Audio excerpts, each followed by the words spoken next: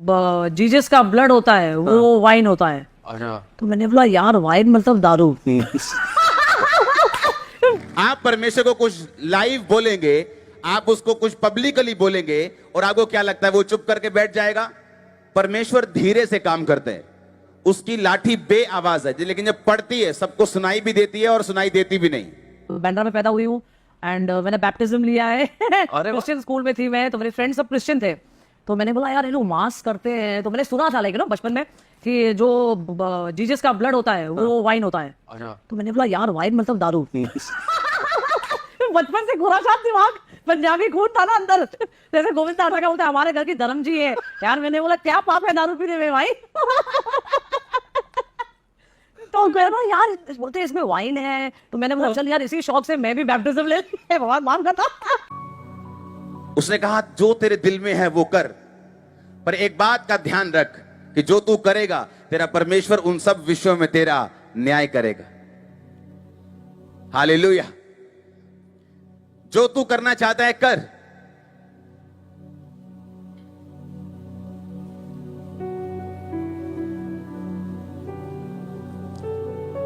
एक पिक्चर मैंने देखी, उसमें जो एक्टर है वो कह रहा है कि ये जो चर्च वाला गॉड है ये वाइन पीता है। हाँ, और चर्च में वाइन लेके गया वो, उसको ये नहीं मालूम कि वो वाइन, वो दारू, वो शराब नहीं, वो एक दाखरस था, वो अंगूरों का रस है जो वो लोग ट्रेडिशनली पीते थे। अंगूरों को उबालकर उनका सीरा बनाकर बच्चे भी पीते थे, बड़े भी पीते थे। और उसके बाद उसकी जिंदगी चेक करो कैसे टूट के फूट के बिखर गई। चेक करो उसकी लाइफ को। आप मेरी बात समझ रहे कि नहीं? आप कुछ भी ना कहें, लेकिन जिस परमेश्वर से लोग पंगा ले रहे हैं उसको मालूम है हैंडल कैसे करना है। आप उसको थोड़ी सी बेइज्जती देंगे, वो पूरी दुनिया में आपको बेइज्जत करेगा। आप उसको थोड़ी सी महिमा देंगे, वो आपको उठा के खड़ा कर देगा। आप परमेश्वर को कुछ लाइव बोलेंगे, आप उसको कुछ पब्लिकली बोलेंगे और आपको क्या लगता है वो चुप करके बैठ जाएगा? परमेश्वर धीरे से काम करते हैं, उसकी लाठी बे आवाज है, लेकिन जब पड़ती है सबको सुनाई भी देती है और सुनाई देती भी नहीं। वो दिमाग इस तरह से घुमा देगा कि तुम गलत डिसीजन लेने लग जाओगे, तुम्हारी लाइफ के लिए, फैमिली के लिए सब कुछ बिखर जाएगा और तुम अब भी सोचोगे कि all is well. All is not well. Hallelujah. इसलिए हम किसी से नफरत नहीं करते, किसी सेलिब्रिटी से। वो कोई भी गलती करे, मैं कभी भी सुझाव नहीं देता इस पे केस कर दो, इस पे ऐसा। मुझे मालूम है इसने प्रभु से पंगा लिया, परमेश्वर अपने आप सीधा कर देगा इसको। मैंने भी लिया था। एक क्रिश्चियन घर नहीं आने चाहिए। हम हिंदू सिख लोग हैं, हमारे घर में एंटर नहीं करने चाहिए। गाली निकालूंगा मैं, क्योंकि मुझे ऐसा पता चला था कि ये लोग ऐसा ऐसा करते हैं कुछ जो मुझे पसंद नहीं आया, और मैं बहुत गुस्सा किया मैंने। और मैंने मंत्रों को ऑडियो चलती थी तब, ऑडियो में लगा के अपने कोठी पे लगा दिया था। 24 घंटे वो चलते थे। मैंने कहा इसको कोई हिलाएगा नहीं अब, और कोई जना चर्च नहीं जाएगा घर, सब जहां मैं बोलूंगा वहां जाएंगे। और ले गया वापिस, चर्च नहीं जाने दिया। लेकिन उसके बाद मुझे लेके आना पड़ा सबको चर्च में, जब मैं मेंटल हुआ तो। वो डॉक्टर्स, वो जगहें, वो चीजें जिन पे घमंड था, वो घमंड जब परमेश्वर ने चूर चूर करके मुझे धरती पे लाके खड़ा कर दिया, जब जीरो से भी माइनस में कर दिया, जब जीरो करके फिनिश करके खत्म कर दिया, सुसाइड करने वाला था वही व्यक्ति जिनको गालियां निकालता था, उन्हीं का चर्च देखा और बचाया गया। किससे पंगा लेंगे? परमेश्वर से। मैं लेके देख चुका हूं, उसके हाथों में पड़ना क्या है, भयानक बात है। आप कोई भी हो, उसके सामने कोई सेलिब्रिटी नहीं, आप उसको बेइज्जत करेंगे, वो आपकी पूरी तरह से छील उतार देगा। आप उसको हल्का सा टच करेंगे, बोलेगा कोई बात नहीं, चिंता मत कर। अब आप कोई भी व्यक्ति देख लो जिसने यीशु मसीह की बेइज्जती की हो, और आने वाले टाइम में आप उसकी लाइफ देख लो, आपको मजा आ जाएगा देखकर कि वाह परमेश्वर ने क्या किया है। हालेलुया। अब वो लोग जिनको मैं गाली निकालना चाहता था, उनके सामने हाथ जोड़ के बैठा था, करो जी प्रेयर। हाँ, सिर थल्ले कर, लो जी, थल्ले पे जा, लो जी। हाँ, अब क्या हुआ? परमेश्वर ने घमंड तोड़ दिया, ब्रेक कर दिया।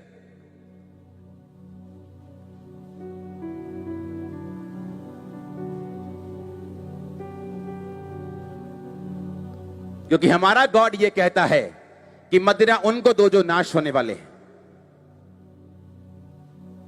वो कहता है मदिरा पीना रईसों को नहीं फपता, तुम दाखरस के मतवाले ना बनो।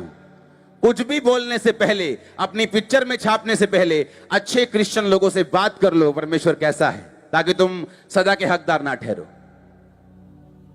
हालेलुया। परमेश्वर से छुप के नहीं रहा जा सकता। आप किसी भी धर्म के हो, जाति के हो, कहीं बैकग्राउंड के हो, परमेश्वर आपके सामने ही है। उसने कहा मन फिराओ, क्योंकि परमेश्वर का राज्य नजदीक आ चुका है। लंगड़े चल रहे हैं, ये परमेश्वर का राज्य है।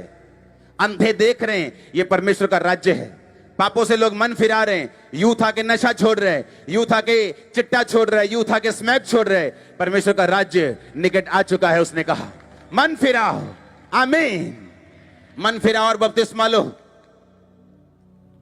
मैं तो हैरान हूं, लोग बपतिस्मा लेने में टाइम कैसे लगा देते हैं। क्या सोचते रहते वो लोग। आज 6 महीने मिलेंगे। 6 महीने कौन से पाप करने हैं? अगर 6 महीने पाप करने हैं तो आपकी तौबा व्यर्थ है। जब मैं मसीह में आया तो लोग बोलते थे हाँ मैं कीती है तौबा 2002 च ते बपतिस्मा लिया मैं 2013 च। ये कौन सी तौबा है? ये रॉन्ग तौबा है। आपने तौबा की नहीं, आप तो गेम खेल रहे थे, आप तो चेक कर रहे थे।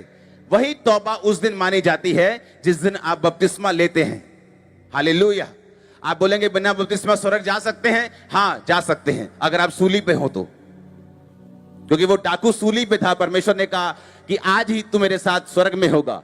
उसने कहा प्रभु मैं जब स्वर्ग में जाएगा तो मुझे याद करना, मेरे पापों को माफ करना। यीशु मसीह ने उसी वक्त पापों को माफ कर दिया। एक बेड पे बंदा है, आईसीयू में बैठा है, परमेश्वर को बोल रहा है परमेश्वर मैं स्वर्ग में जब जाऊं मुझे स्वर्ग में ले ले, मेरे पापों को माफ कर। वो 1 घंटे में मर जाए, बपतिस्मा लेने का टाइम नहीं था। वो स्वर्ग में है, लेकिन आप आईसीयू पे नहीं है। मेरे ख्याल से अच्छे भले हैं, चल के आए, बाइक पे आए, आप ले सकते हैं। मैंने कहा आप ले सकते हैं बपतिस्मा, आमीन। उसने कहा जब तू बपतिस्मा लेगा, बपतिस्मा लेने का मतलब डूब जाना, डूबने का मतलब कौन सा बपतिस्मा? बपतिस्मे का मतलब है इमर्ज, बैप्टिजो, इमर्ज हो जाना, यानी डूब जाना, पानी के अंदर चले जाना, कब्र के अंदर चले जाना। जब लोग कब्र में किसी को गाड़ते हैं तो वो इतनी सी मिट्टी में गाड़ते हैं, 2 बूंद मिट्टी ऐसे पूरा गाड़ते कि नहीं? बपतिस्मे का मतलब है यीशु मसीह के साथ गाड़ दिए जाना। जब पानी में आप डुबकी लगाते हैं, आपका मतलब कि आप यीशु मसीह के साथ मर गए। जब बाहर आते तो यीशु मसीह के साथ जी उठे, जिस तरह यीशु मसीह मुर्दों में से जी उठा। तो बाइबल कहती है जब आप बपतिस्मा लेते हैं, जब आप तौबा करते हैं कि परमेश्वर तू मेरा उद्धार करता है, तू मेरा परमेश्वर है, मैं अपनी गलतियों को मानता हूं, मैं तेरे साथ संबंध रखता हूं, अब मैं बपतिस्मा लेता हूं। बाइबल कहती है आप तौबा में आ जाते हैं, आप रिपेंटेंस में चले जाते हैं। जब आप रिपेंटेंस में चले जाते हैं, ऑटोमेटिकली परमेश्वर की वो योजना जो आपकी लाइफ के लिए है वो पूरी होनी शुरू हो जाती। आमीन। पहले दिन से मैं कोई 7 घंटे प्रार्थना करने वाला व्यक्ति नहीं था। एक दिन में मेरी 20 मिनट प्रार्थना थी, 20 मिनट्स, लेकिन परमेश्वर का नॉलेज मेरे को हो रहा था। लेकिन धीरे धीरे धीरे जब मुझे मालूम होता गया कि बपतिस्मा भी कोई होता है, अच्छा नशे को भी छोड़ना है, अच्छा ये भी काम छोड़ना पड़ेगा, धीरे धीरे मैं छोड़ता गया, वो काम करता गया। 2 महीने के अंदर बपतिस्मा लिया। जब मुझे मालूम हुआ वो भी कि बपतिस्मा ऐसे होता है, मैंने कहा कब देना है? कहते अभी नहीं, महीने बाद देंगे। तब ऐसा होता था, महीने बाद बपतिस्मा मिलता था, जब 25-30 लोग इकट्ठे होते थे। अब तो हर संडे थर्सडे आपको बपतिस्मा आप ले सकते हैं, आपके पास प्रिविलेज है। तो बपतिस्मा लिया। बपतिस्मा लेने के बाद नशा वो छूट गया, आगे बढ़ते गए और परमेश्वर अपनी योजना को जाहिर करता गया। प्रार्थना बढ़ती गई, धीरे धीरे वचन समझ आता गया। इस तरह से डिवाइन डेस्टिनी की तरफ, आपकी ईश्वरीय बुलाहट की तरफ, उस मार्ग की ओर जहां परमेश्वर ने आपकी मंजिल को रखा हुआ, ग्लोरियस परिवार को रखा हुआ है, आपके ग्लोरियस फ्यूचर को रखा हुआ है, आप चल पड़ेंगे जब जिस दिन आप बपतिस्मा लेंगे। आप ये बात समझ लो, बपतिस्मा लेने के बाद जब आप उठते हैं, आप उस दुनिया में नहीं होते जिस दुनिया से आपने बपतिस्मा लिया था। आप अमेरिका की सहूलतें चाहते तो वहां का ग्रीन कार्ड चाहिए, इंडिया के चाहते तो इंडिया का आधार कार्ड चाहिए।